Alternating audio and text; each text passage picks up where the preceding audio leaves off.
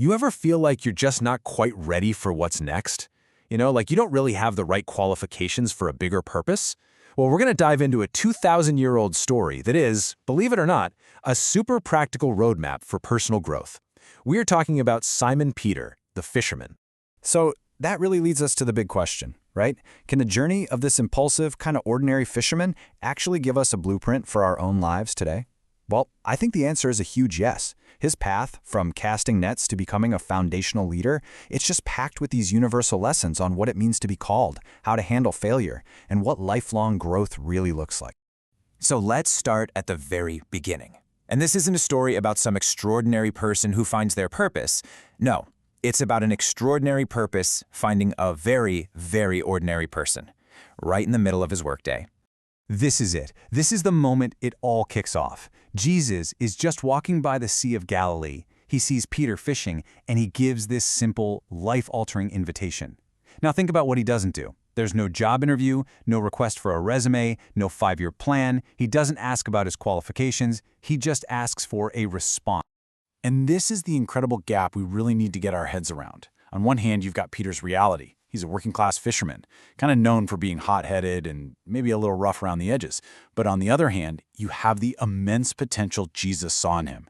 This is the whole core of the journey, seeing the future world changer in the present-day fisherman. And that brings us to our first huge lesson. The call comes before you feel ready. You don't need to have everything figured out. Peter's story just shows us that you just need to be willing to drop your nets, to leave your comfort zone, and just say yes to the invitation. Okay. So let's move on to the next stage, because it's one thing to say yes, but it's another thing to see that yes get tested. A call is just the starting line. The journey to building a solid foundation, well, that's paved with challenges, teachings, and, yeah, more than a few storms. That time between his call and his big, famous confession, that's where the real work happens. It's filled with this intense training. Peter sees miracles, he hears these radical teachings, he even tries to walk on water and, sinks. These weren't just random events. Every single one of these experiences was designed to move him from just following along to truly deeply believing. And all of that leads to this. This is the breakthrough. When Jesus asks the group, "Who do you say I am?" it's Peter, the Peter who's been forged by all these experiences, who blurts out this incredible declaration. This isn't just him repeating something he heard. No, this is a personal revelation, a confession that was born from walking with Jesus through every single test. And this is the payoff of all that growth. Jesus calls him Peter, which means rock.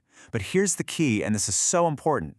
The foundation isn't Peter's flawed, impulsive personality. It's the unshakable truth that he just declared. This just shows us that real growth happens when our faith deepens from, a simple routine into a personal, tested-out revelation.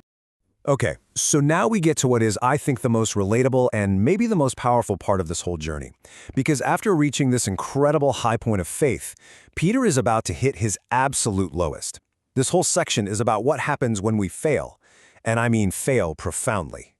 It's just a gut-wrenching moment to read about. The rock completely crumbles under pressure. The same guy who just a few hours earlier swore he'd die for Jesus is now denying he even knows him. And in that moment of failure, Peter must have felt completely, utterly disqualified. But this is where the most important lesson of all is about to be learned. So after the resurrection, Jesus finds Peter, but he's not there to scold him. He's there to restore him. And there's this beautiful symmetry to it all. For Peter's 3 denials, Jesus gives him 3 chances to affirm his love. And with each yes, a brand new commission is given: feed my sheep. This shows that grace doesn't just forgive, it actually reinstates you and gives you a new purpose. And here's the incredible takeaway from all of this. Your failure is not the end of your story.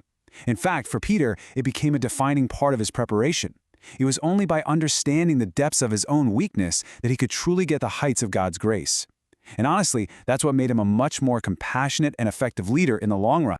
So what does this whole journey, the call, the testing, the failure, the restoration, what does it actually produce in a person? Let's take a look at the long-term transformation that turned this impulsive fisherman into a mature shepherd. When you lay his life out like this, you can see a clear, undeniable progression. And notice, it is not a straight line up, is it? There's that painful, deep dip at the denial. But the overall trajectory is one of profound growth. He moves from being a raw recruit to a seasoned, steady leader who is now responsible for guiding other people. I mean, this is the transformation in its starkest terms. It's night and day. The man who impulsively cut off a soldier's ear and then ran away in fear becomes the man who boldly preaches to thousands. The unstable follower literally becomes the very rock that Jesus talked about. This is the fruit of a lifetime of saying yes. And what's so powerful is that decades later, near the very end of his life, Peter himself writes these words. For him, the journey never stopped. His final instruction to the church wasn't to arrive, it was to grow. And that just tells us that growth isn't some phase you pass through, it's a lifelong command.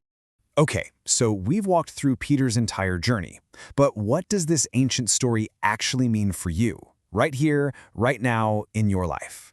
How do we take these powerful lessons and apply them? Here they are. These are the essential takeaways from Peter's life that are just as true for us today. Your starting point does not determine your ending. You're called as you are right now. Real growth is going to feel uncomfortable. Failure is not final, it's a setup for grace. Maturity takes time, it's a process. And ultimately, your journey isn't just for you, it's meant to help you lead and guide others. Peter's life really leaves us with one last provocative question. His story shows that in this journey of faith, we're either moving forward or we're not really following at all. There is no standing still. So, when you look at your own life, you just have to ask, are you growing or are you just coasting? The next step in your journey depends entirely on how you answer that.